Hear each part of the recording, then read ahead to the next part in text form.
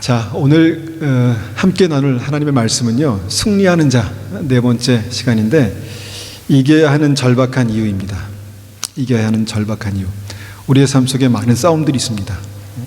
많은 싸움이 있는데 반드시 이 싸움에서 이겨야 될 절박한 이유가 믿음에 있다라는 것입니다. 믿음에도, 우리 신앙에도, 믿음에도 뭔가 싸움이 있고 그 싸움에서 이겨야만 온전한 믿음을 가질 수 있다라는 말씀을, 생명을 얻는 믿음, 구원받는 믿음을 가질 수 있다는 말씀을 우리가 전했습니다. 그래서 오늘 마지막으로 제가 절박한이라는 그런 단어를 써서 마지막으로 증거하는 이 말씀이 우리에게 생명이 되고 능력이 돼서 나타났으면 좋겠습니다. 자, 함께 보실 말씀은 요한계시록 3장입니다. 요한계시록 3장 1절입니다. 1절부터 우리 앞에 말씀이 있거든요. 앞에 있는 말씀을 참고하시면서 제가 앞에 있는 말씀대로 쉬운 성경을 읽어드리겠습니다. 사대 교회 지도자에게 이렇게 써서 보내어라. 7 영과 7 별을 가진 분의 말씀이다. 나는 내 행위를 알고 있다. 사람들은 내가 살아있다고 하나 사실은 죽은 자와 다름없다. 깨어나라. 완전히 죽기 전에 아직 조금이라도 남은 힘이 있을 때에 내 자신을 일으켜 세워라. 내 행동이 하나님 보시기에 선하지 않다. 내가 받은 것과 들은 것을 기억하여 뉘우치고 순종하라. 회개하지 않고 내게 돌아오지 않으면 내가 도둑같이 너희를 찾아갈 것이다. 내가 생각지도 못할 때에 내게 갈 것이다. 그러나 죄악에 물들지 않고 깨끗하게 살아가는 자들이 몇 사람 남아있다. 그들은 흰옷을 입고 나와 함께 다닐 것이다. 그들은 그럴 만한 자격이 있다. 승리하는 자는 그들처럼 흰옷을 입을 것이며 나는 생명책에서 그들의 이름을 지우지 않고 아버지와 천사들 앞에서 내게 속한 자라고 분명히 말할 것이다. 귀 있는 자는 성령께서 교회에 하시는 말씀을 잘 들어라. 아멘. 제가 주님 앞에서 이 목회라는 일을 하면서 가장 보람 있는 일은 한 분 한 분이 예수님을 알아가고 예수 그리스도 안에서 새로운 생명으로 그렇게 세워져 나갈 때, 서실 때 정말 그분들을 보면서 너무너무 감격이 있고 기쁨이 있습니다. 그런데 반대로 예수님을 믿는데 정말 그 생명이 역사하지 않고 뭔가 계속해서 정말 그 생명과 반대되는 어떤 그 현상이 나타나고 그런 일들이 보여질 때는 너무너무 기운 빠지고 너무너무 참 힘듭니다. 병원에 가면 제게 늘 하는 말이 있어요. 뭐냐면 스트레스 지수가 높다고 이렇게 말을 해요. 근데 저는 스트레스 안 받거든요, 사실은. 늘 그렇게 생각해 왔고, 늘 저는 웬만한 일들은 쉽게 넘어가는 편이라서, 뭐 어떻게 되겠지. 항상 그러거든요. 될 거야. 그렇게 이제 긍정적으로 표현하고 그렇게 말하기 때문에 제 몸이 스트레스 안 받는다고 생각했는데 받더라고요. 항상 스트레스 지수가 높다고 말합니다. 아마 이 어떤 목회자 입장에서 한 분 한 분을 바라볼 때 느끼는 제 마음 상태, 또 그런 것들이 그렇게 몸에 또 작용하지 않나 그런 생각도 해봅니다. 그렇지만 오늘도 우리가 다시 한번 이 말씀을 통해서 우리의 생명이, 우리의 영이 살아나고 강건해지기를 소망합니다. 오늘 말씀 보니까 성령께서 교회에게 하시는 말씀이다. 들을 귀가 있는 사람만 들어라. 그렇게 말씀하십니다. 그러니까 하나님의 말씀은요, 듣는다고 다 들을 수 있는 게 아닙니다. 내가 믿음으로 그 말씀을 붙들고 믿음으로 마음을 열 때 들리는 말씀입니다. 그러니까 성령께서 교회에게 하시는 말씀이다 라는 것을 우리가 분명히 알아야 합니다. 사람의 말이 아니라 성령께서 말씀을 통해서 우리 믿는 성도들에게 하시는 말씀입니다. 그래서 이 말씀을 제가 설교하고 있지만 이 말씀을 통해서 우리가 성령의 음성을 들어야 합니다. 그 성령의 음성의, 오늘 음성의 그 핵심이 무엇입니까? 너무나도 중요한 진리를 우리 계속해서 말씀하고 있는데, 승리해야 천국 간다는 것입니다. 승리해야. 자, 요한계시록 2장과 3장을 보면은 7 교회, 하나님의 몸, 예수 그리스도의 몸이 7 교회의 모습이 나옵니다. 근데 7 교회에게 주님께서 반복하시는 말씀이 뭐냐면, 승리하는 자는 승리하는 자는, 계속해서 이 말씀이 반복되고 있다는 것입니다. 특별히 오늘 이 말씀을 보면은, 우리 사대교회에게 하신 말씀을 보면은 승리하는 자는 흰옷을 입을 것이다 라고 말씀하십니다. 자, 우리가 이전의 말씀을 기억하시는 분들은 승리하는 자는 흰옷을 입는다는 것이 단순히 좋은 옷을 입는가 보다 이런 의미가 아닌 것을 아실 것입니다.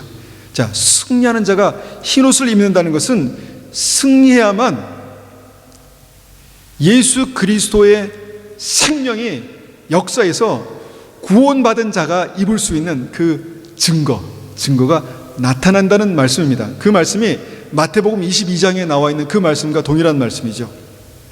제가 한번 천천히 읽어드리면 이렇습니다. 하나님께서 천국잔치를 베푸셨는데 천국잔치에 많은 사람들이 초대되어 왔습니다. 우여곡절이 있었습니다. 그래서 결국은 사람들이 천국잔치에 왔습니다. 그런데 예복을 입지 않고 그 자리에 앉아있는 사람이 있었다는 것입니다. 그런데 주님께서, 왕께서 그 예복을 입는 자에게 이렇게 말씀하십니다. 친구여, 결혼잔치 예복을 입지 않고 어떻게 여기에 들어왔는가? 그 사람은 아무 말도 하지 못했다. 왕이 종들에게 말했다. 이 사람의 손과 발을 묶어서 바깥 어두운 곳에 던져버려라. 그곳에서 슬피 울며 고통스럽게 이를 갈 것이다. 초대받은 사람은 많으나 선택된 사람은 적다. 이것이 마태복음 22장에서 우리가 이전에 들었던 말씀입니다. 무슨 말이냐면, 주님의 천국잔치에 왔는데, 그 자리에 왔는데 예복을 입지 않고, 여기서 예복이라는 것은 결혼 예복, 그 다음에 계시록에 보면 세마포 옷, 그 다음에 흰옷이라고 표현되는 그 예복을 말씀하는 건데, 그 예복을 입지 않은 그 자에게 주님께서 말씀하십니다. 종들아, 이 사람을 손과 발을 묶어서 바깥 어두운 곳에 던져버려라. 와, 이것이 하나님이신가? 이분이 정말 주님이신가? 라는 것을 의심할 정도로 굉장히 단호하고 엄히하시게 그렇게 말씀하시는 모습을 보게 됩니다. 그러니까 이들이 입었던 옷, 입어야 하는 이 예복, 이 흰옷, 이것이 너무너무 중요하다는 것을 우리가 말씀을 통해서 확인해 볼 수 있습니다. 승리해야만 흰옷을 입는다. 다른 말로 우리가 보면은 이 믿음이 승리해야만 구원받는 믿음이 될 수 있다는 것입니다. 승리해야만 구원받는 믿음이 될 수 있다는 말씀입니다. 여러분, 이 말씀이 오늘 말씀에서 보면은 5절에서 다시 한번 그렇게 동일하게 확인되는데, 승리하는 자는 생명책에서 그 이름을 지우지 않을 것이다. 이것이 무엇이냐면 구원받은 상태를 말하고 있습니다. 주님의 생명책에서 이름이 지워졌는데 구원받습니까? 그러지 않죠. 승리하는 자가 생명책에서 그 이름이 지워지지 않는다는 것입니다. 그럼 승리하지 못하면요, 지워진다는 것입니다. 초대받은 사람은 많지만 선택받은 사람은 적다라는 말씀이 그런 의미입니다. 승리하는 자가 흰옷을 입고 흰옷을 입은 자가 그 생명책에서 그 이름이 지워지지 않는다라는 그 말씀을 우리가 여기서 보고 있는 것이죠. 이것은 구원에 관한 말씀입니다. 또한 볼 수 있는 것은 5절에 또 말씀하십니다. 승리하는 자는 하나님께 속하게 된다. 승리하는 자는 아버지와 천사들 앞에서 내게 속한 자라고 분명히 말할 것이다. 그럼 승리하지 못하면요, 주님께 속하지 않은 사람이라고, 주님께서 속하지 않는 사람이 될 것이라고 주님께서 말씀하고 계신다는 것입니다. 주님께서 속하지 않은 사람이 구원받았을까요? 그렇지 않습니다. 주님께 속하지 않았는데 어떻게 구원이 있겠습니까? 주님께 속하지 않는데 어떻게 천국이 있겠습니까? 그런데 승리하는 자가 주님께 속한 자라고 주님께서 말씀하고 계시다는 것입니다. 그렇다면요, 승리하는 게 굉장히 중요하구나, 승리하는 게 이 믿음에서 굉장히 중요하구나, 진짜 살아있는 믿음은 승리하는 믿음이구나, 승리를 통해서 진짜 믿음을 가질 수 있구나라는 것을 우리가 말씀을 통해서 볼 수 있죠. 그래서 제가 똑같은 질문을 이전에도 드렸던 것 같은데, 그렇다면 승리하는 자는 누구인가? 승리하는 자는 그 삶에 어떤 증거가 나타나는가? 이것이 중요하죠. 이것이 중요합니다. 자, 승리하는 자가 흰옷을 입을 것이다 말씀하는데, 그 흰옷이 무엇인가? 흰옷이 어떻게 나타나는가, 흰옷이 뭐라고 말씀하시는가, 이것이 중요하다는 것입니다. 자, 5절 보니까 승리하는 자는 그들처럼 흰옷을 입을 것이다 말씀하시는데, 그들이 누군가, 어떻게 흰옷을 입는가 4절에 말씀하십니다. 4절에 보니까 그러나 죄악에 물들지 않고 깨끗하게 살아가는 자들이 몇 사람 남아있다. 그들은 흰 옷을 입고 나와 함께 다닐 것이다, 그렇게 말씀하십니다. 그러니까 흰 옷이 무엇입니까? 누가 흰 옷을 입는다는 말씀입니까? 죄악에 물들지 않고 깨끗하게 살아가는 자들, 그들이 흰 옷을 입게 될 것이다. 흰 옷을 입을 만한 자격이 있다, 주님께서 말씀하고 있다라는 것입니다. 소수지만, 쉽지 않지만 결국은 자기를 날마다 깨끗게 하고 정말 자기를 죄악에 물들지 않게 하는 그 사람이 흰옷을 입게 되는, 흰옷을 입을 만한 자격이 있는 사람이다, 그렇게 말씀하고 있다는 것입니다. 이 말씀이 요한계시록 여러 곳에서도 확증되는데, 요한계시록 19장 8절에 보니까 그에게 빛나고 깨끗한 세마포 옷을 입도록 허락하셨으니 이 세마포 옷은, 흰옷은 성도들의 옳은 행실이로다 하더라. 흰옷이 뭐라고요? 성도들의 옳은 행실이다, 그렇게 말씀하고 있다는 것입니다. 여러분, 이 말씀이 굉장히 복잡하고 꼬여있는 말씀이 아닙니다. 그냥 흰옷은 옳은 행실이구나, 이게 뭐 어렵습니까? 승리하는 자가 흰옷을 입는다, 이게 뭐 어렵습니까? 그런데 사실 이것이 삶으로 사라지려면, 이것이 삶으로 나타나려면 굉장히 어렵습니다. 제가 보니까 어렵더라고요. 어렵습니다. 누구나 이해할 수 있는 쉬운 말씀이지만 이 말씀이 정말 내 삶에 붙들려서, 이 말씀을 붙들고 이 말씀에 붙들려서 믿음으로 가려고 하니까 길이 좁습니다. 문이 좁습니다. 들어가려 하는 자가 많지만 들어가지 못하는 것이 바로 이 천국문이다 라고 주님께서 말씀하시고 있는 그 말씀이 현실로, 말씀으로 그렇게 나타나고 있다는 것입니다.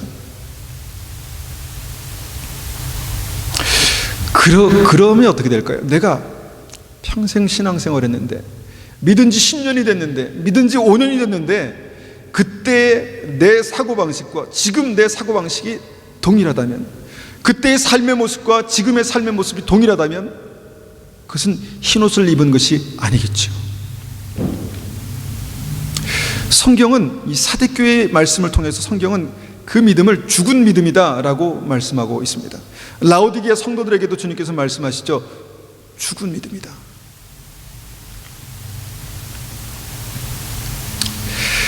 야고보서에도 말씀하십니다. 행함이 없는 믿음은 죽은 믿음이다.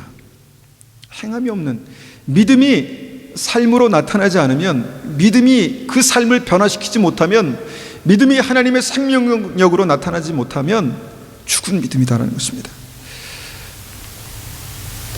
이 말씀은 결코 이해하기가 어렵지 않습니다. 그러나 들을 귀를 가지고 듣기는 대단히 어렵습니다. 이 말씀을 가지고 듣고 내 삶이 정말 하나님의 능력으로 나타나고 변화되는 삶으로 나타나려면 굉장히 어렵습니다. 여러분, 믿음이 삶의 옳은 행실로 나타나는 것이 흰옷입니다. 믿음을 가지면, 성령께서 내 삶의 주인으로 계시면 반드시 그 삶에는 변화가 나타나게 됩니다. 그 변화는 우리가 예수님을 닮아가는 것이고, 예수님의 성품이 나타나는 것이고, 주님의 임재가, 하나님의 임재가 거룩함으로 나타나는 것입니다. 이것이 흰옷이라고 주님께서 말씀하십니다. 그런데 중요한 것은 우리의 삶 속에 이 구체적인, 우리가 지금 부딪히고 있는, 우리가 지금 맞닥뜨리고 있는 그 싸움에서 승리해야 우리의 믿음이 살아있게 되고, 우리의 믿음이 하나님의 임재로, 옳은 행실로, 삶으로, 그렇게 빛으로, 소금으로 나타나게 된다는 것입니다. 그런데 믿어도 알아도 삶이 빛으로, 소금으로, 주님의 임재로 그렇게 나타나지 않으면 성경은 죽은 믿음이다, 그렇게 말씀합니다. 흰옷을 입은 것이 아니다, 그렇게 말씀합니다. 그렇게 우리가 생각한다면 이 흰옷, 이 승리는 결코 추상적인 것이 아닙니다. 우리의 삶 속에 날마다 확인할 수 있는 것입니다. 내가 오늘 부딪힌 이 문제 속에서 내가 어떻게 주님의 임재 가운데 거룩한 삶으로, 예수님 닮은 삶으로 나타날 수 있을까? 이것은 결코 추상적인 것이 아니라는 것입니다.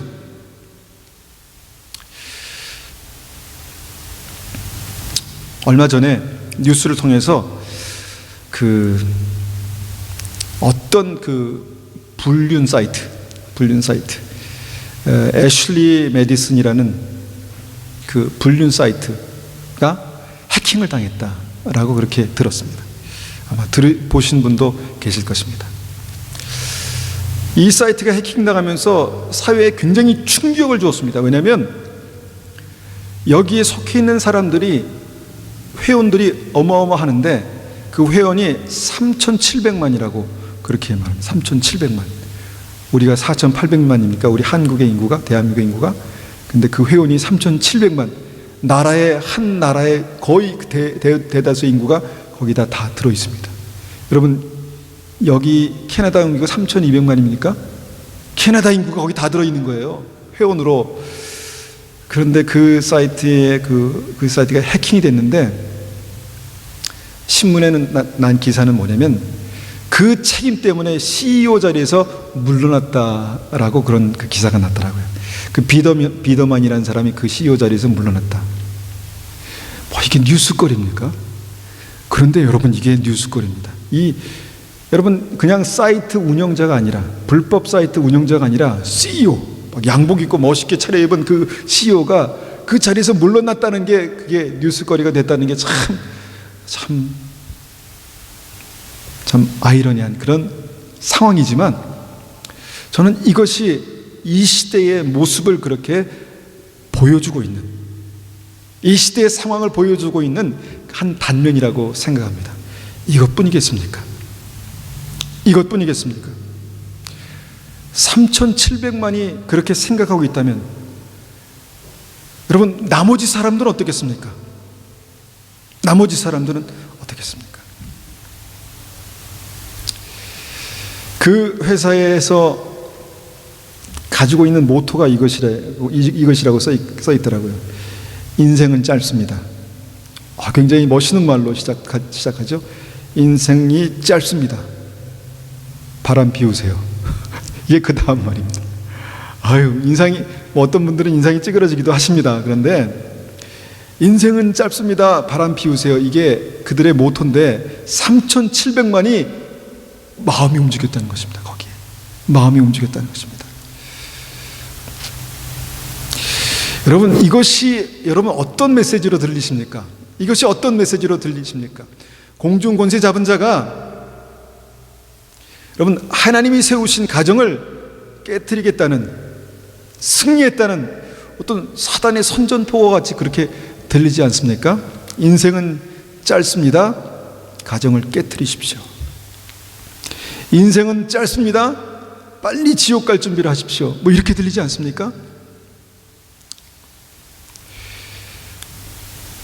여러분, 이것이 문화입니다. 우리가 살고 있는, 몸 담고 있는 문화입니다. 우리가 아무 생각 없이, 여러분, 드라마를 보면 아름답게 포장된 그 사랑이 뭐냐 보니까 불륜입니다.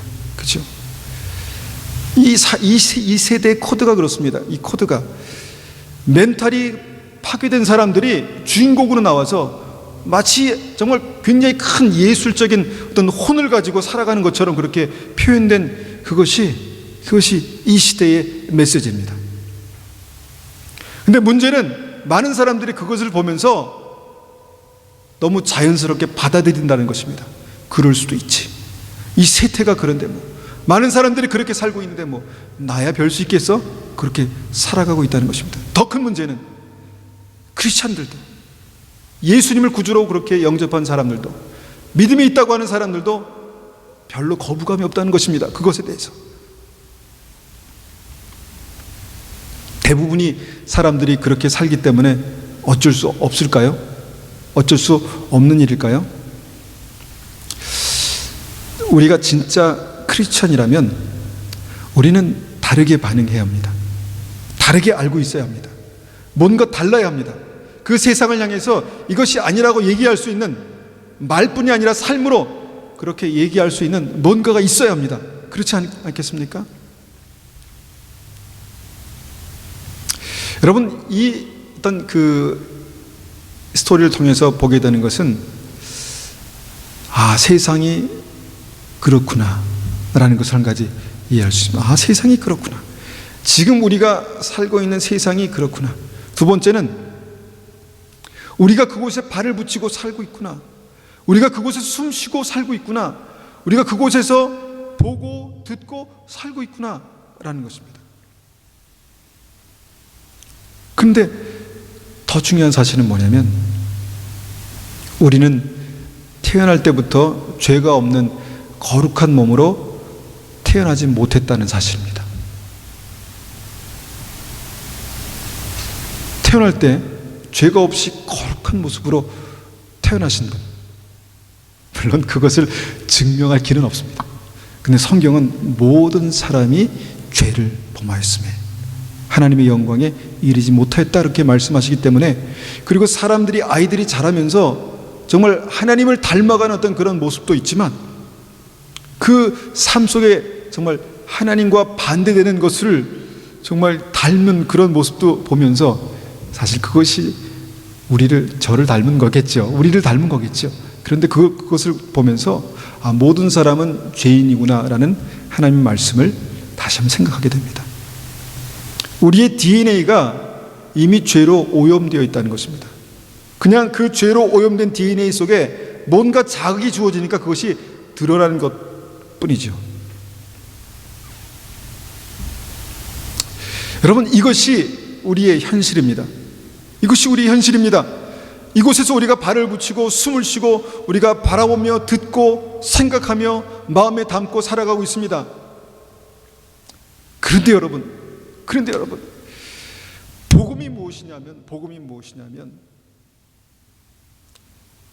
가늠하다 잡혀있는 여인에게 이 여자는 내가 보호한다. 이 여인은 내가 보호한다. 너희들은 이 여인을 건들지 마라. 구원받지 못하고 죄 가운데 지금 죽어가 그냥 그래 너희 돌 던져라 라고 말하면 죽을 수밖에 없는 그 여인에게 이 여인은 내가 보호한다 라고 말씀하시는 주님의 마음, 이것이 복음입니다. 남편이 5이나 되는 사마리아 여인에게 내가 생명수를 너에게 공급하겠다, 영원히 목마르지 않는 그 물을 너에게 주겠다 라고 말씀하시는 주님의 마음이 복음입니다.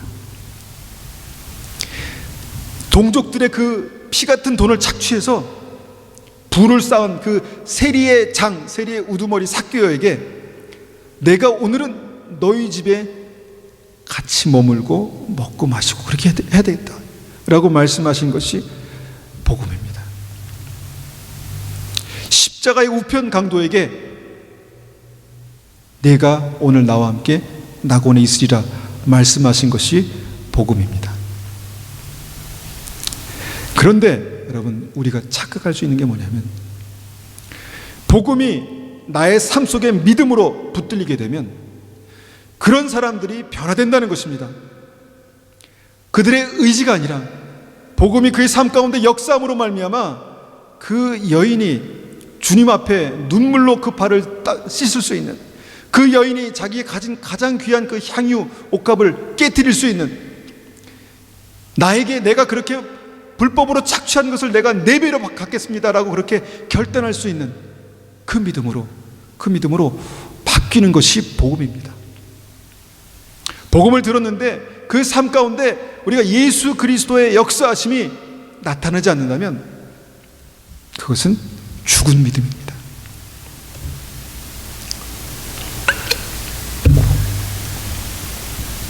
예수님의 보혈, 우리가 찬송했습니다. 예수님의 보혈은요, 그 어떤 것으로도 씻겨지지 않는 우리의 DNA 속에 그냥 완전히 새겨져 있는 그 죄가 씻겨지는 것입니다.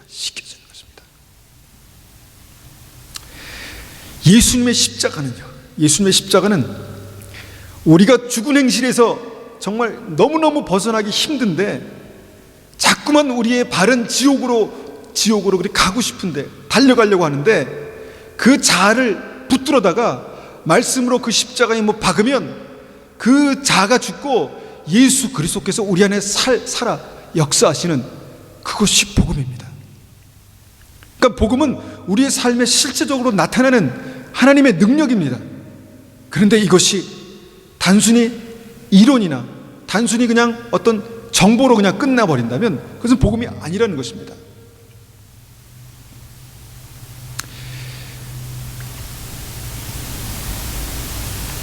우리가 지난주에 말했습니다. 흰옷을 입는 것은, 승리의 결과로 우리가 흰옷을 입는다는 것은 내 삶이 어제와 달라지는 것입니다. 내 삶이 어제와 달라지는 것입니다. 그것이 흰옷을 입는 것입니다. 복잡하지 않습니다.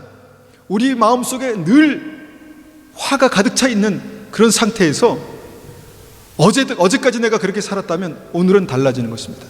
내가 오늘까지 그렇게 살았다면 내일이 달라져야 하는 것이, 그것이 복음입니다. 그것이 능력입니다. 그것이 흰옷을 입는 것입니다. 여러분, 이것이 나의 의지로 가능하지 않습니다. 나의 의지만으로 불가능합니다. 주님께서 그래서 나를 쳐서 복종시키라고, 예수 그리스도의 십자가 앞에 나를 못 박으라고, 내 자아를 부인하고 주님의 말씀을 붙들라고 주님께서 말씀합니다. 그럴 때 주님의 십자가의 권세, 믿음의 권세는 역사합니다. 여러분, 이 말씀을 전하면서 제 마음이 무척 무겁습니다. 왜냐하면 이것이 쉽지 않은 싸움입니다. 여러분, 주님은 여러분을 사랑하십니다. 복 주실 것입니다. 형통한 길로 인도하실 것입니다. 사실입니다. 그런데 여러분, 그 전에 우리의 생명이 살아나지 않으면, 우리의 믿음이 실제가 되지 않으면, 내가 흰옷을 입지 않으면 주님께서 사랑하셔도 사마리아 여인같이 가나안에서 붙들려온 여인처럼, 삭개오처럼 사랑하셔도 그 자리에 머물러 있으면 여러분 구원이 없다는 것이 이 요한계시록의 진리입니다. 요한계시록에서 반복되는 또 하나의 말씀, 2장과 3장에서 반복되는 또 하나의 말씀이 무엇이었습니까? 내가 내 행위를 안다. 내가 내 행위를 아노니. 믿음이 삶으로 나타나고 믿음이 변화된 삶으로 나타나지 않으면 그것은 죽은 믿음이다. 내가 볼 수 있는 삶이 없으면 그 보이지 않는 믿음은 죽은 것이다 라고 말씀하신 것입니다. 여러분, 이것이 우리의 싸움입니다. 이것이 우리의 싸움입니다. 여러분, 구원받지 못한 크리스찬이 있습니다. 주님 사랑하시고 붙드시고 인도하시고 너무너무 맡기시는데 구원받지 못한 크리스찬이 있습니다. 주님께서 너무 사랑하시는데 천국 갈 수 없는 크리스찬들이 있습니다. 흰옷을 입지 않는 사람들입니다. 흰옷을 입지 않는 사람. 믿음이 삶으로 나타나지 않으면 그것은 믿음이 아닙니다.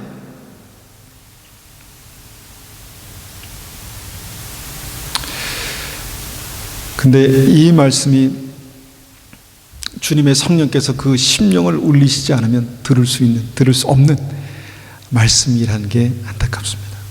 정말입니다. 정말 그렇습니다. 그런데 우리가 지난주에 말씀드렸는데 다시 한번 말씀드리는 게 뭐냐면, 여러분, 이 말씀을 사대교회 성도들, 믿음이 삶으로 나타나지 않고 믿음이 열매로 나타나지 않는 그 죽어있는 성도들에게 주시는 이유가 뭘까요? 이유가 무엇일까요, 여러분? 너는 끝이야. 내가 너를 심판할 거야. 너는 내가 하나님의 생명책에서 지워버릴 거야. 그 말씀을 하시기 위해서 하신 걸까요? 그런 말씀을, 그런 결정을 하셨다면 이런 말씀도 하시지 않았을 것입니다. 사대교인들은 주님의 눈으로 봤을 때 도저히 크리스찬이라고 말할 수 없는 그냥 교회에 다니는 사람들이었습니다. 이 말씀대로 한다면 그냥 지옥 갈 사람들입니다. 지옥 갈 사람들입니다. 그런데 주님의 말씀은 뭐냐면 그들을 살릴 수 있다는 것입니다. 주님의 말씀은 그들을 살릴 수 있고 살려야 하고, 내가 너무너무 절박하고 내가 이 믿음으로 내가 너를 살리겠다라는 것이 이 말씀의 아주 중요한 핵심입니다.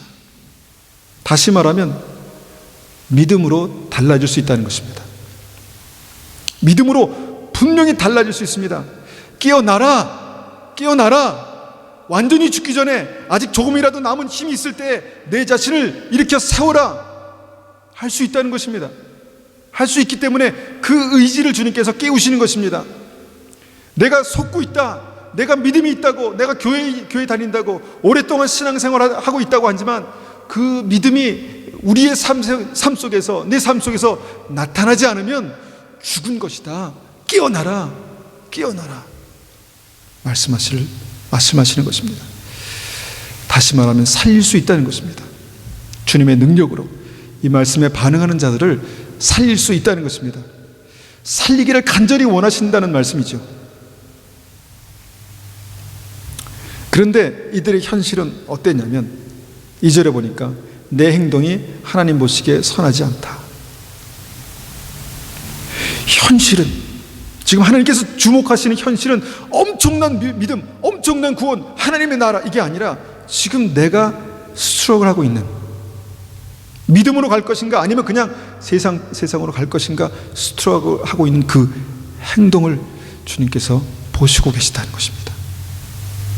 이것을 내가 믿음으로 일으킬 것인지 아니면 세상의 원리로 내가 붙들고 갈 것인지, 내 행동이 하나님 보시기에 선하지 않다.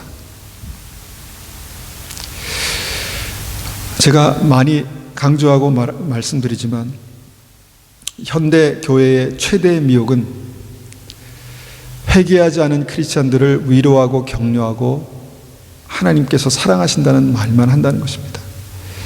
회개에 합당한 열매가 없는 크리스찬, 정말 살아있다는 증거, 살아있는 이름은 가지고 있지만 살아있는 증거가 나타나지 않는 많은 분들을 그냥 위로하고 격려하고 사랑을 전한다는 것입니다. 여러분, 맞습니다. 주님께서 위로하시기 원하시고 격려하시기 원하시고 사랑하시기를 원하십니다. 그런데 그 목적은, 주님께서 정말 그렇게 하신다면 그 목적은 우리를 살리시기 위한 것입니다. 넌 됐다라는 인정을 하시는 것이 아니라 나를 살리시기 원하시는 사랑과 위로와 격려입니다. 깨어라, 일어나라, 할 수 있다, 믿음이 삶으로 나타나야 된다. 이것을 주님께서 말씀하고 계신다는 것이죠. 그렇지만 엄청난 사랑을 받아도요, 회개하지 않으면, 믿음이 삶으로 나타나지 않으면 구원은 없습니다. 이것이 계시록에서 말씀하시는 주님의 냉정한 심판입니다. 우리의 그 심판이 떨어지진 않았지만, 그 심판의 때가 아직 오진 않았지만 우리에게 경고하시는 것입니다. 살아있는 증거가 삶으로 나타나지 않으면 고민해야 됩니다. 살아있는 증거가 삶으로 나타나지 않은데도 구원의 확신만을 내가 붙들고 있다면 속고 있는 것입니다. 미혹입니다. 이 시대의 가장 큰 미혹입니다. 주님 말씀하십니다. 깨어나라.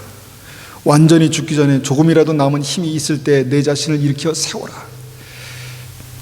여러분, 이것이 오늘 말씀에서 주님께서 주목하시는 승리입니다. 승리입니다.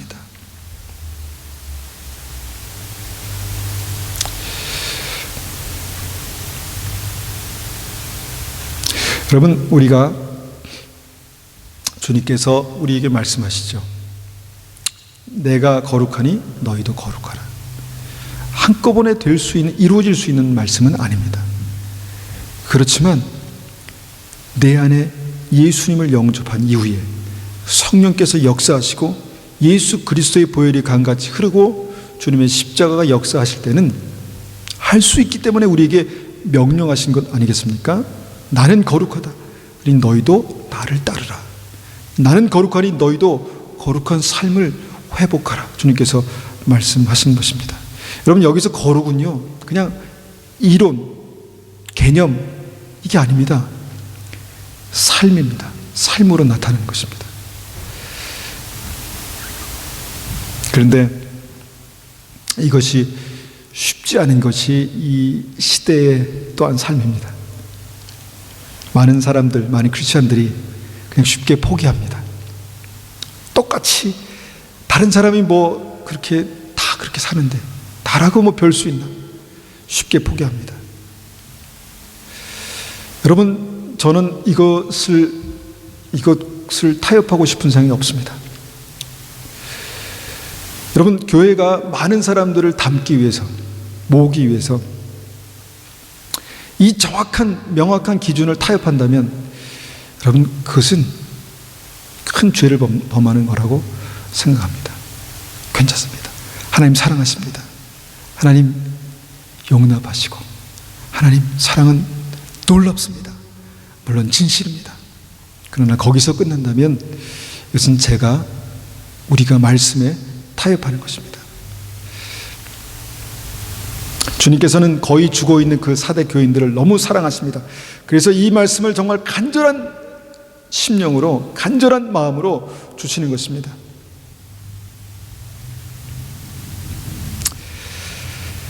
주님께서 그들에게 말씀하시죠. 내가 받은 것과 들은 것을 기억하여 뉘우치고 순종하라. 우리가 몰라서 못하는 것이 아닙니다. 알고 있습니다. 주의 말씀을 알고 있습니다. 받은 것이 있고 이미 들은 것이 있습니다. 그러나 우리에게 기억하고 붙들고 뉘우치고 순종하고 회개하지 않고 내게 돌아오지 않으면 내가 도둑같이 임할 것이다. 갑작스럽게 임할 것이다. 그렇게 말씀하십니다.